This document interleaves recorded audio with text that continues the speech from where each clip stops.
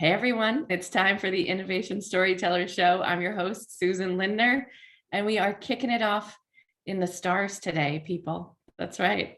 We are looking for the greatest stars inside of your organization and how to put them to work. And there is no one who knows how to do that better than my guest today, Shannon Lucas. She is the co-founder and co-CEO of Catalyst Constellations. Get it? And has over 20 years experience in working with startups and launching her own ventures and driving innovation in the world's largest companies. Shannon is also a best-selling author of the book, Move Fast, Break Shit, Burnout, The Catalyst Guide to Working Well. Thank you for showing us, Shannon. And she is a passionate thought leader about creating sustainable organizations in every sense of the word, for the people, for planet, and for profit. So welcome, Shannon, to the show. It's so lovely to be here. Thanks for having me. Yeah, and full disclosure, Shannon and her partner Tracy are partners of mine at Innovation Storytellers, and we work together to amplify these incredible individuals that you're working with and help them also to tell great stories together. But I was really interested in having you on the show because so many members of my audience, as you know, folks with innovation in their title or folks who are doing the yeoman's work around innovation and change, are greeted by a couple of intense moments, right? They are looking for team members. They are looking for people who are going to do incredible work with them and really become a driving force inside of their organizations to make change. So how did you set off on this journey, Shannon, to begin to identify catalysts? And maybe you can tell us what these are, but how did you get started in this process? Yeah, I'll start with sort of the origin story, and then we can define catalyst because it will become more clear. But my first role in innovation was at Vodafone when we started building the program out from scratch. And I had already been doing innovation workshops, which is part of how I got to join the team, because I just saw this need for how do we engage our customers differently, right? And how do we change who we're talking to and help them see the art of the possible about how technology could really transform their business. And the hypothesis that we started off with, I mean, obviously Vodafone's a massive organization. They operate in over 40 countries. And we wanted to not have an ivory tower of innovation. We wanted to identify the positive troublemakers who were all, like myself, were already doing innovative work in their own areas and domains. And so we decided to build an innovation. Positive troublemakers. That's sort of what we started off with. And we called them, when we got the program going, we shifted to innovation champion because it's a little bit more palatable, obviously to leadership. But we knew like 8 right off the top. So we started with this sort of like ragtag group of 8 positive troublemakers around the world. And the vision was like, let's create a shared language. Let's develop a shared set of tools. Let's stop reinventing the wheel. Let's support each other because it's hard, right? And let's amplify the work that we're doing and grow that. Fast forward 4 years, we were successful, wildly successful. And I really had no idea at the time, like how, I didn't understand sort of the metrics compared with other innovation programs, but tens of millions of in-year revenue. We had shifted from selling to IT and procurement based on, value and cost to, strategic engagements with C-level customers at the world's biggest organizations, hundreds of millions of pipeline. And we had this program that had over 100 certified innovation champions. And I was burning out. Like with all of that success, I was burning out. And the reason that I was burning out was because, as a typical catalyst, which we can start to unpack, I could see the possibilities of if everyone had been activated in the same way, and we weren't fully achieving that. So sort of like no matter how big the Innovation Champion program got, it was always around 10% of the people who were leaning in the way that I would lean in, right? Like fast and hard. And I didn't have to ask them to do the work. I was like clearing the paths in front of them, giving them the tools and training that they needed. And I was so perplexed. I was traveling around the world doing workshops, trying to get these innovation champions. I was like, is it a skill thing? Is it an extrinsic reward thing? Like, and I had the opportunity to throw every bell and whistle at this, right? CEO sponsorship and massive financial incentives and all of the things. And it wasn't moving the needle, and I was burning out. And so a college roommate of mine suggested, she's like, have you ever thought of getting a coach? I was like, no, I haven't, but I felt like I had nothing to lose because I was really I was sick all the time. I was running on fumes. And so magically, Tracy and I got matched, and Tracy is now my co-CEO. And at the time, Tracy, who's an ethnographer and researcher, she was trying to understand her clientele and who she loved working with. So she had been doing innovation at Microsoft as a lead researcher. And when she, was becoming a coach, you're supposed to find like your female tech founders or, serial entrepreneurs, whatever your thing is. And she's like, there's no psychographic or demographic that describes the people that I love working with.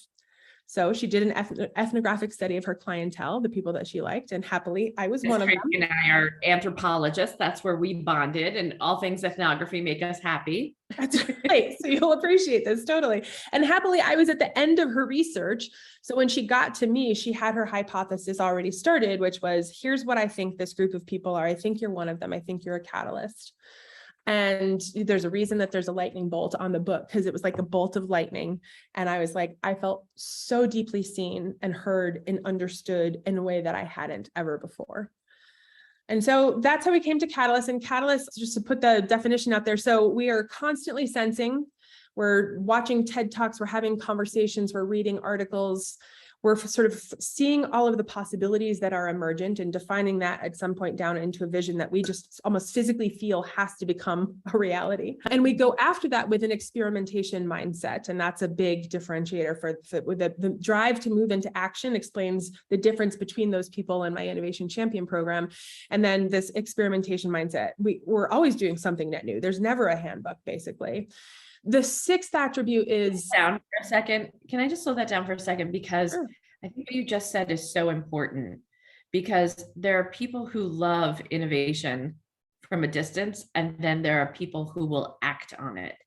And That's right. The other thing that you said is that they're always in experimentation mode, meaning they're willing to try it. They're willing to make themselves even the guinea pig. So we've had standard definitions of, from a market-facing perspective, am I an innovator or an early adopter, right? Right. So the innovator is the person who says, I will wait online outside of Apple for 3 days, Right.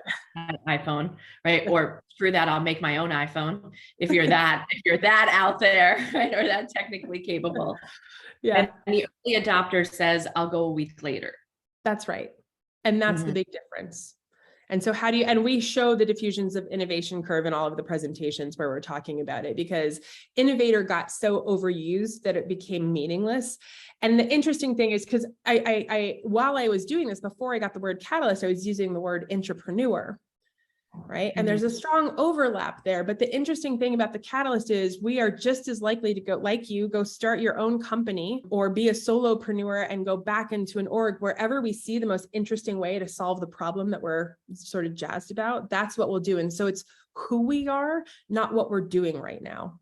Or even the box that we happen to be doing it in. That's right. Yeah. Right. Okay. So that's a catalyst, is someone who is always driving toward action, is in a mindset of experimentation, and is willing to take the risks associated with those actions. That's right. So the last piece of the definition is other people will describe us as being comfortable with risk and ambiguity. Now it's interesting, and there's a sort of line here. Like, I'm an ultra catalyst. Tracy's a researcher. She's a little bit more considered and wants more data. She's still lightning years faster than a lot of other people, right? But what is interesting, so I actually do have a different risk profile than her. But for most catalysts, will say it's risky not to do the thing. Like, we might not consider ourselves like friendly with risk or having a positive risk relationship, but we can see all the data that might be hard to communicate to the organization. And we're like, but if you don't do this, it's risky. And people forget that part, right? That what is the cost of the status quo? That's right. Yeah. That's right. And it's really hard to communicate, right? Which is why the storytelling is so important, because you won't have the McKinsey report to tell that story. And so you have to do it with storytelling. Fascinating. Yeah. And I think we know where I stand on that topic. So, so you and Tracy become, the chocolate and peanut butter of this equation, right? And you decide you're going to go off on your own and start Catalyst. And so tell us a little bit about how it works, because why do companies seek you out? Yeah, they seek us out. There's sort of two reasons why they seek us out. One is they have an innovation team or some sort of transformation team. I'm guessing this will feel familiar to a lot of people. And like I said, in my Vodafone experience, a lot of people raise their hand at the beginning, culture kickoff or the big shiny thing where the execs are in the room and they all raise their hand, right? And they're like, yes, I'm on board. And then 6 weeks to 6 months later, those 30 people turned into 3 people, right? And they're left holding the bag and leadership still looking at them, not understanding why they can't deliver. Or hold on to the team. That's it. Exactly right. And so that's one reason. They're like, how do I find those, the other 3 of the 30 of those 3 types of people, like the actual visionary doers instead of just the yes hand raisers at the beginning.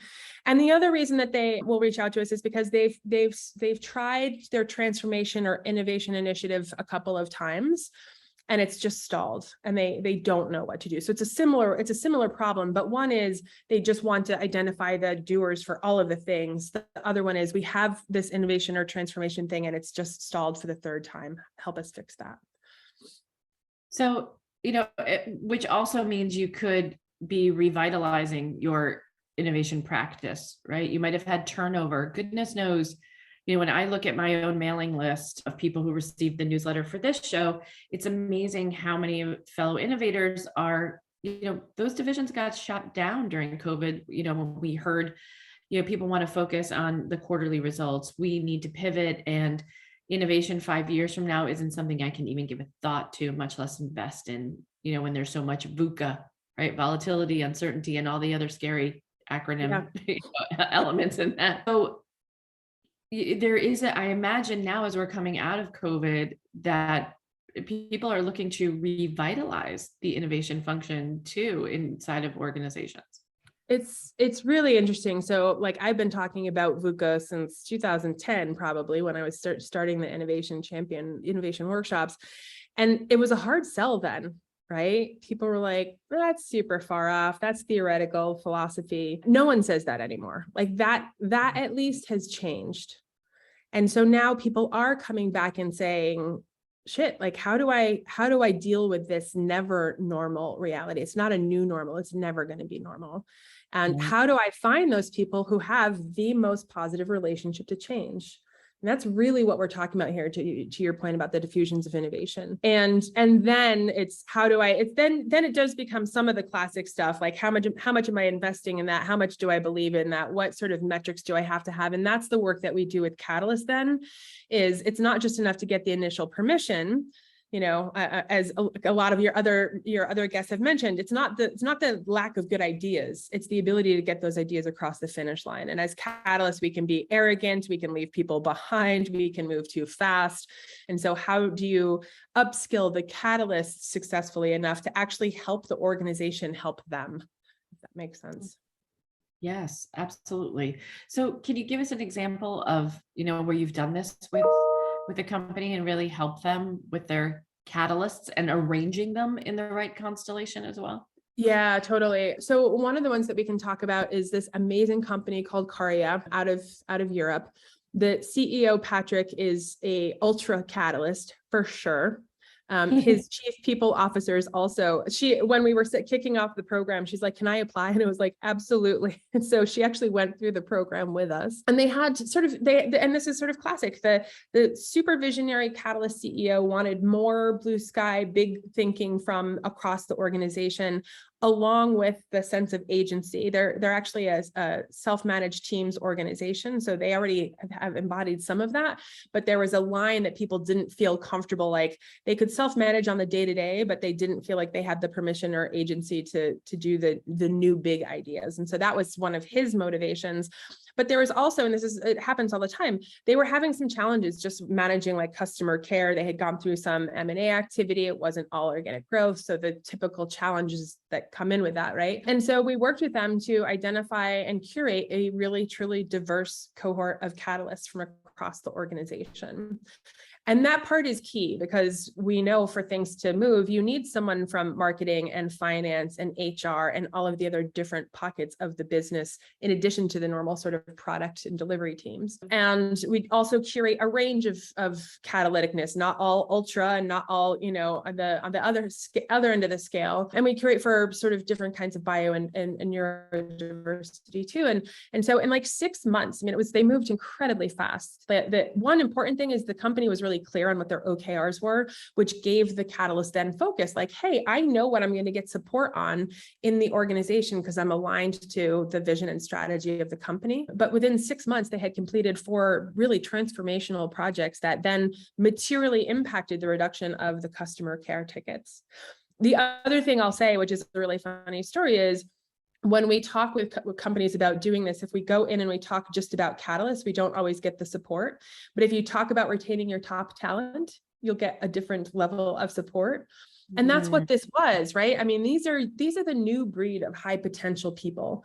Traditionally high potential, they get their KPIs, their OKRs, they crush those, they manage up really well so that everyone knows that they crushed their OKRs, and then you're good. These are the people who work through the seams, right? Across the things. There's no one executive who's the sponsor of the work that they're doing. And so they often don't get the recognition. But all of that is to say, in this particular case, 100% of the people who went through the program were like, it was strong employee net promoter score, strong employee satisfaction. Wow. So just to play devil's advocate, right? The downside is if you have these amazing individuals, right? You get the employee engagement, but you only get the employee engagement if the culture continues to nurture and encourage a catalyst. Because the other thing about a catalyst is that they keep moving, right? They're excited about, solving a problem, but they also want to move on to the next challenge and the next challenge and the next challenge, right? Mm-hmm. That's the nature of a catalyst, is to keep things moving. What happens when the culture doesn't support a catalyst? We're really intentional about who we work with and how we set up the initial pilots if we need to do a pilot to address that issue. So if we go back to the company name, the Catalyst Constellation, the constellation is a very intentional thing because as we're curating this becomes the safe place for the catalysts to support each other, to troubleshoot the issues that you're talking about, and hopefully keep that energy going. And we're really upfront with people when we start these. Like if you weren't really ready on a leadership level to roll up your sleeves and take on some of the challenges that might come up here, you probably shouldn't work with us, because then what you might do is like ignite and upskill your top talent in a way that if they are meeting too much resistance, they won't stay, right? So we're very transparent about that. But what we can do is, and this happens, more often than not, is we can design the pilot to also bring data back to the leadership team that then helps them understand, like, hey guys, you say that culture is important. The sort of buzzwords that you have on your culture diagram are kind of meaningless. You haven't really defined them. And B, if you don't invest in them and support and put OKRs or KPIs for across the management around culture, you're not going to get what you want. But here's what it looks like when you do this minimal investment and you have this minimal sort of space even for the catalysts to do their work. And the catalysts are so great at delivering value in a very short time. It becomes an interesting mirror to put back at leadership. And then sometimes we'll work with leaders so that they can start to develop the awareness, communication, psychological safety, all the things that you need to support that culture change. Yeah, because I got to imagine, I mean, I can see people getting really excited, right? And then I was talking with a fellow colleague about the permafrost of the middle management. Yep. And it's one thing to have senior level managers and executives who are willing to encourage the catalyst, but the catalyst is now responsible for kind of melting the permafrost beneath them too, right? So it's giving also people the tools to be able to expand the ability to pull other people, the right people into their own team, the ability to mobilize and excite other people around the ideas that they're working on too. 100%. And so the class that we teach, the Catalyzing Organizational Change class, will either do that internally for a customer, or the customer can come to the public one, which is also really fun because they'll be in conversation with catalysts from all over the world. But that is the focus of that, which is getting the tools that you need to bring those people along. So as an example, and this goes back to the storytelling, we might have a seed of an idea that we will start to move into action on too soon because we're a catalyst. We didn't get enough other people's input on that so that they don't have their fingerprints on it. We're not paying attention by default to we help them create a network map of who are endorsers, supporters, resistors, what their role would be in this specific change. And then we talk about like the sort of alternate form of the Cohen Bradford influence model, which is if you think about the 6 levels for each individual, what do you need to walk into that conversation with in hand so that you can bring them along? I mean, obviously there's 6 weeks, there's a lot more tools, but it's just bringing that level of intentionality on getting clear on, and I talk about this, I think the role of catalysts and innovators is an emotional Sherpa. I mean, that's our role, is that we are responsible for managing everyone else's relationship with change as we're trying to drive change in the organization. That's what determines success. We'll work with any innovation model, like we're not tied to that. It's how you find the early adopters and create that movement very intentionally. Let's talk about diagnostics for a moment, because, especially in the innovation space, there are so many different tools that people use to identify whether or not there are catalysts in their midst, right? Mm-hmm. So thinking about that, I think we're familiar with Myers-Briggs, or we're familiar with Strengths Finders. Tell us about some of the tools that you use to identify catalysts. Yeah, we have a proprietary database based on all of the research that Tracy has done over the years. And so when we work with organizations, we have this I would call it sort of the standard template for identifying catalysts. And like I said, there's also archetypes. So we're looking for, are you more of a builder one? Are you more of an evangelist one? So paying a little bit of attention to some of those other different facets of being a catalyst. But then when we go and do these corporate programs, the other thing that we do is we basically do a culture assessment. Because, I use the example of, like, if you're a lone wolf at Google and in your 20% time you develop Gmail, it has a high likelihood of succeeding in that environment. Like, it doesn't necessarily need to be super collaborative. If you work with a Scandinavian company that is very consensus driven, if you're a lone wolf, you're not going to get anything done. Right. And so what are the cultural attributes of people that are successful in driving impact broadly in that organization? And then you combine that. So we'll add that into our assessment tool for an organization. So we're not just finding who are your positive troublemakers, who are your catalysts. We're finding the catalysts that have the highest likelihood of success of driving change in that cultural context. Yeah. So if for my audience who's listening, what's the next right step that someone would take just to even get a handle on that? What would be like an easy assessment that you might be able, and again, I'm refining everything down to its lowest common denominator, but totally. What would be start even just to map out your own? We have a public quiz. It's just a 10-question quiz on our website, on the front page of our website. So that would be the easiest, best place to start, and we also say, though, like, if either the term catalyst doesn't feel like it fits, like, we're not here to tell you what you are or you aren't. If you take the 10 question quiz and it says that you aren't and you think that you are, like, continue to explore that, right? So the other thing that happens with innovators, and we hear it often here, it sounds like a career change, but it's oftentimes a sign of burn. Can we talk about, like, the big B in the room around innovation, burnout?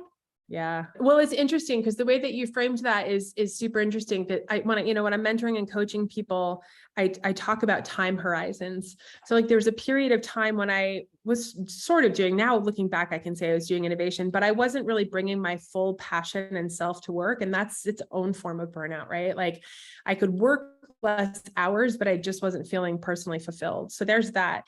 So getting clear on what gives you energy first. And for me, that pivot was officially into the innovation team. Like, I remember where I was standing, what the weather was like when I got the call that said that I could do that. Like, I knew that moment was just aligning with who I was, right? But if you fast forward, I went through multiple waves of burnout because by definition, creating change is hard. I mean, that is the definition. You are going to encounter resistance. And so what are the tools that we have to manage? I talk about like minimizing the amplitude and the frequency of burnout. Most catalysts are still going to experience it. We have some exceptional ones who have such a dedicated rejuvenation process to themselves that they don't seem to dip into burnout. But for the mere mortals of us, the rest of us experience burnout. And so the work that we do with, I mean, that's why we call the title of the book is The Move Fast, Break Shit Burnout is What Happens If We're Not Intentional. That's our default mode as catalysts in the world. And so the question is, how do we help catalysts slow down just a little bit to actually go faster and be more successful? How do we break shit with intentionality and bringing people on board as we're doing that, instead of just us going headlong and leaving everyone behind and breaking the wrong shit? And then the burnout piece is like, we have to see ourselves that, like, when people take our class, one of the big things that we want them, if there's one thing to walk away with, is you are not separate from the change that you are creating, right? Like a burnt out catalyst creates no change at all. Say that again. You You are are not separate, right, from the change that you're creating. And you are probably also not separate from the burnout that you could be creating for others. That's totally true. Totally true. Yeah. And so we say a burnt out catalyst creates no change at all.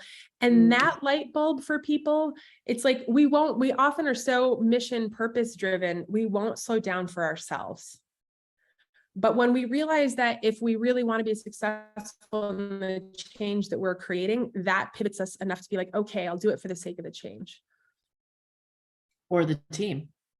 And for the team, totally. I mean, yes, that is part of it, right? Because part of bringing the team along, like if you are injecting, we talk about like the cycles of iteration that we do. As a catalyst, we go from vision, action, and iteration. That's our sort of default catalyst formula. And the place where we often cause burnout in other people is our iteration spiral, right? Like I remember very clearly one time I sent someone on my team to go do a task on Friday, and she brought it back to on Monday. She brought it back to me on Friday, and I had iterated 3 times in my head that week. I had zero recollection that what I had asked her to do was what I had asked her to do. I believed her when she said so. I was like, oh, okay, yeah, if I slow down, I remember I probably had 3 conversations in the interim that made me think that we were going to do something different. And so that's where we lose people, is in that swirl of iteration. Oh my gosh, you're like replaying so many moments in my mind right now with teams that I've had. Like I assigned something on a Monday. I've already thought through 30 other options by Friday, and I'm like, huh?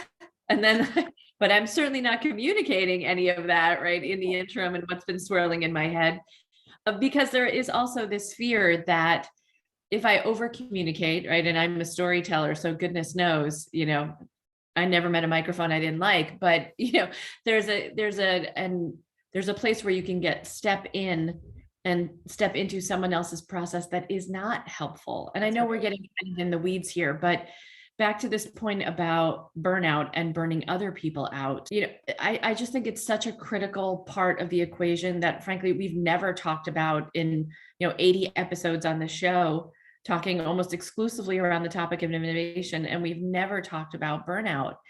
And I think, correct me if I'm wrong, but people are losing. I mean, we hear about the quiet quitting revolution, right? That's going on, and which is in itself a form of burnout, right? Or at least complete lack of recognition on the part of the employer of what's going on in the life and the mind of the employee. But also, we can burn ourselves out, these bright little stars, right?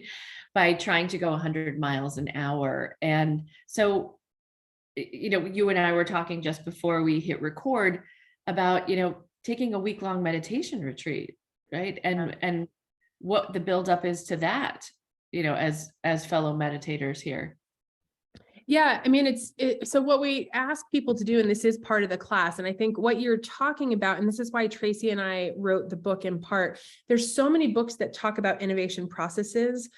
A couple other books since we wrote the book have come out about the people, but I think it's so important to talk about the people behind the innovation and the experience that we have. when we help Catalyst, and another thing I'll say is the sad irony is, like, if you think about my Vodafone example, no one else thought I was failing, right? It was only because I had this vision of where we could be, and I couldn't get there, and I didn't know how to get there, that I'm burning out. So that's the other part, is like, but when we work with Catalyst, it's like everyone has their own energy tank. Like, everyone is not going to go to a week-long session and meditate in silence for a week. But so, like, what are the things that recharge your battery?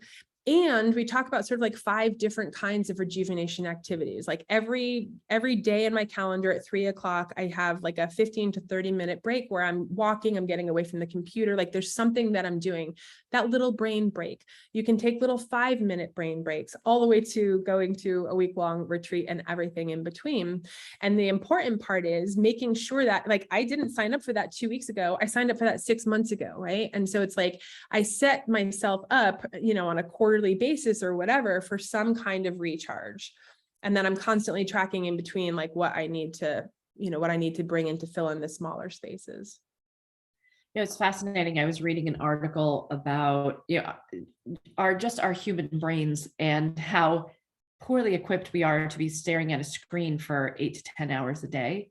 How abnormal that process is for Homo sapiens on the planet and our evolutionary track to actually getting here, and how absolutely critical it is to step away from, our 10-inch, 12-inch, 30-inch screen, whatever it may be, and look at nature, look at the horizon, to actually reset this organism.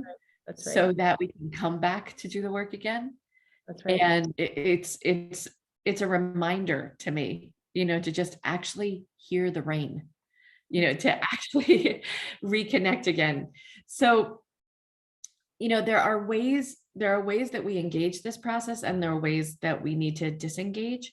But I think what was fascinating in working with you and Tracy is this is a skill set that we are in the process of learning, even as catalysts. So we know what our given nature is and the challenge of just slowing down, but our given nature is also learning guardrails for someone who wants to run all the time.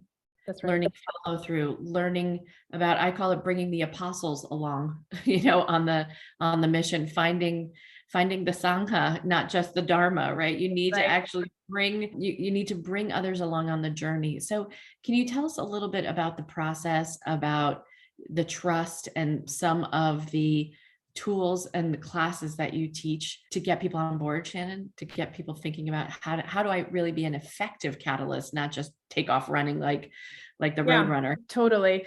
We work with catalysts in different ways. So, on the personal level, Tracy had a coaching business for years, and that's still a big piece, because everyone also brings their own flavor, like I said, of being a catalyst, and their own challenges where they are in their life. But the class is the 6-week class that I was talking about, the catalyzing organizational change. In the 6 weeks, you go from articulating more clearly the vision of the thing that you want to create right now, and setting yourself up for success. So by the end, you have basically like a full-blown plan. It'll be iterative, right? But the full-blown plan of how you're going to execute that. We start off by talking about the clarity of vision. We talk about creating an action map and being really intentional, tracking which steps we need to do when, how we're then, the next time we talk about influence and networks, how do we understand how to influence people and who we need to bring along? Like you were mentioning earlier, like we have to have that safe place first where I can bring that thing along, or, develop that idea. And I'm often as a leader looking for my bridging person. So the next person will, instead of going in and you're talking about telling the story. I had 30 different epiphanies over the week. I set them off on Monday, and I landed at a different place on Friday. And to your point, you don't always want to overshare, because you'll confuse them, right? So we talk about like who you're engaging with when and what you're talking about. And then we pull that all together and we say, look, it's at least 3 big buckets. There's a listening tour. So you have a seed of an idea, but let's understand what the cultural appetite is for anything around that. And if you just want the Horizon 3 version and the company just wants the Horizon 1, this is what you're talking about with the guardrails. Am I okay with just the Horizon 1? And if not, then I have some deep thinking to do about whether I'm going to stay in this organization or not, right? So that's the listening tour, listening for the wins for all of the other people, then a co-creation tour. So literally letting people get their fingerprints so that they see themselves, they have the what's in it for me involved there. And then at the end, you're just going back to the resistors, like, okay, here's what we're doing. Are there any more red flags that we need to be aware of? And then, but you might hit resistance, in your third co-creation thing and have to start all over again. But it's the intentionality with tracking. Where are you? Stopping and slowing down just a little bit. Which tool do I need to go back to now to bring that next wave of people along? And that's the whole story. Yes, totally. It is 100%. And we talk about it, and we talk about visual storytelling.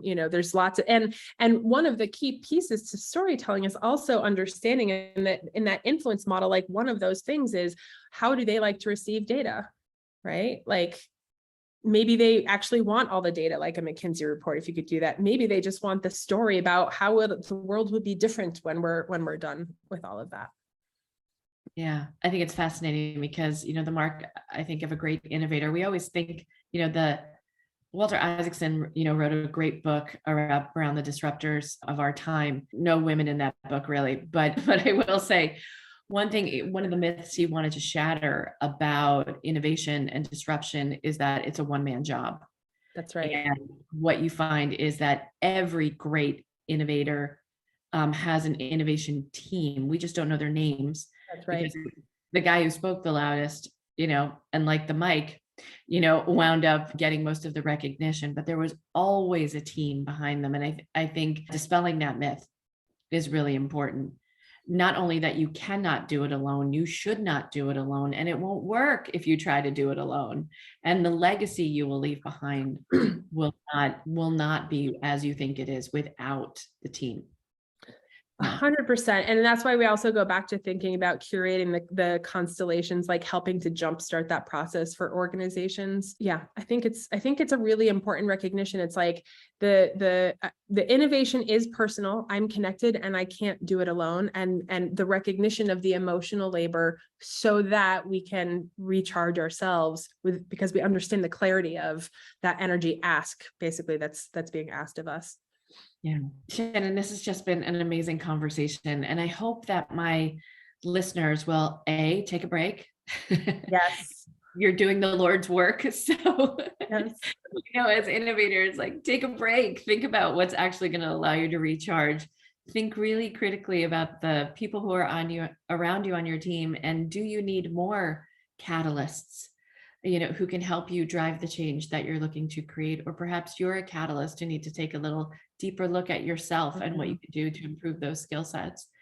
And then what's coming up in the world of Catalyst Constellations that folks should know about? Yeah, it's such a great segue because one of the things we know about Catalyst is that we need to be in community with other catalysts. So on January 26th, yes, we will be doing the Catalyst Empowerment Summit, and we will have Susan as one of the guest speakers there. And it's a great opportunity. We'll have Sue Siegel, who is the former Chief Innovation Officer at GE and the CEO of GE Ventures, and a couple of other fantastic executives. And you'll have an opportunity to be in community with other catalysts on that day. So hope you can join us. Fantastic. So that's January 26, 2023. Correct. For those of you listening in the future, or you missed it. So, but no, there'll be more. Shannon, thank you so much for joining me today. This is a great, great conversation. A lovely conversation. Thank you.